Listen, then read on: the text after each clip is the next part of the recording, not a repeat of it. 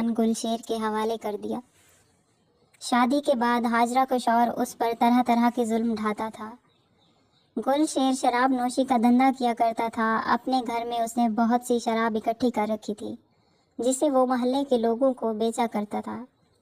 کئی بار پولیس اسے پکڑ کر لے گئی مگر وہ اپنی حرکتوں سے باز نہیں آیا۔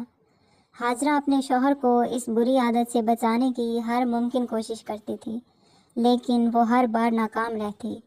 گلشیر حاجرہ کو مارتا پیٹتا اور اسے ہر وقت یہی کہتا کہ تم بھی میرے ساتھ اس دھندے میں شریک ہو جاؤ اور کپڑا بیچنے کا بہانہ کر کے شراب بھی بیچا کرو تاکہ ہمارے زیادہ سے زیادہ گاہک بن سکے۔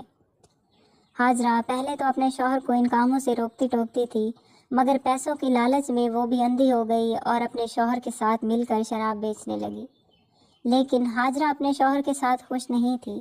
وہ ابھی بھی سچی محبت کی تلاش میں تھی۔ اسے اپنے شوہر سے وہ محبت حاصل نہ ہو سکی جو وہ چاہتی تھی۔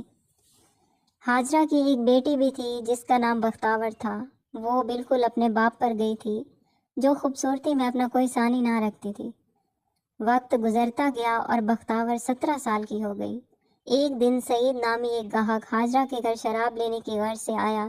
چونکہ حاجرہ کا شوہر اس وقت گھر پر موجود نہ تھا اس لیے حاجرہ خود اس کو شراب دینے چلی گئی اور بختاور بھی اپنی ماں کے پیچھے پیچھے گیٹ کی طرف چل دی۔ جب اس کی نظر بختاور پر پڑی تو وہ اسے دیکھتا ہی رہ گیا۔ اس دن کے بعد سعید روز حاجرہ کے گھر شراب لینے جایا کرتا تھا۔ سعید کے روز روز وہاں جانے سے حاجرہ کے دل میں اس کے لیے جگہ بننے لگی۔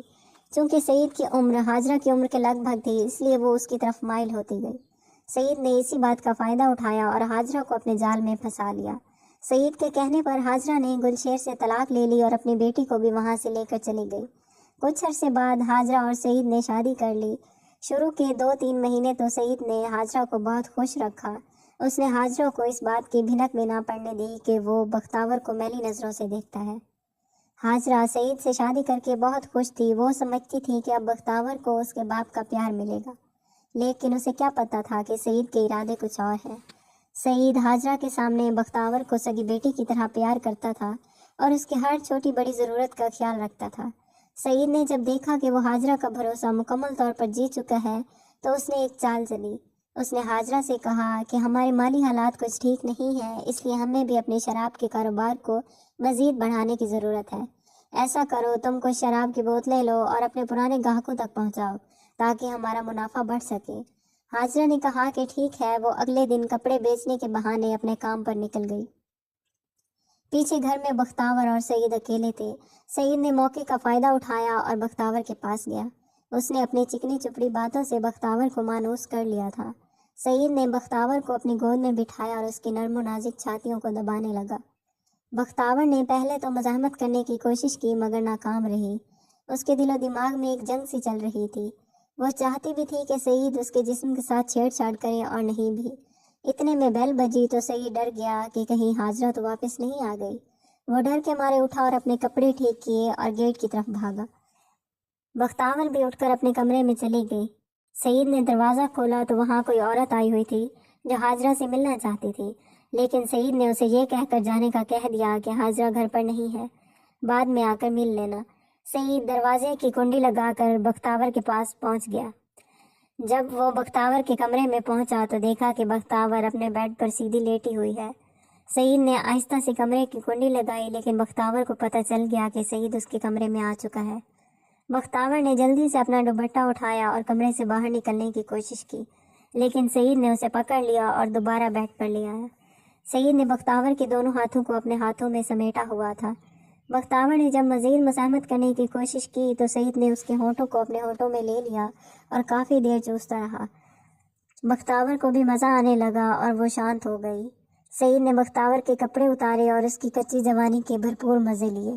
یہ سلسلہ بہت عرصے تک چلتا رہا۔ حاجرہ جب بھی کہیں باہر جاتی سعید اس کی بیٹی کو اپنی ہوس کا نشانہ بناتا۔ آخر کار حاجرہ کو ان دونوں پر شک ہونے لگا۔ ایک دن وہ کام پر جانے کا کہہ کر ساتھ والی ہمسائے کے گھر بیٹھ گئی۔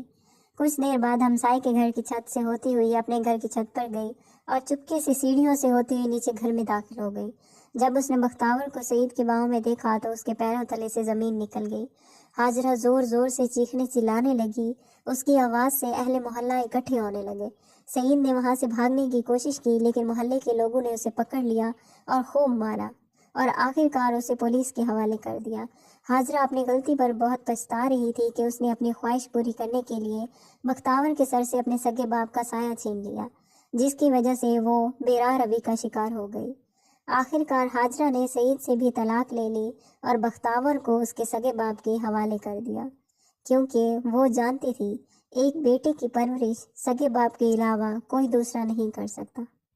اگر آپ کو ہماری یہ ویڈیو پسند آئی ہو تو اس ویڈیو کو لائک کریں اور ہمارے چینل کو سبسکرائب کریں۔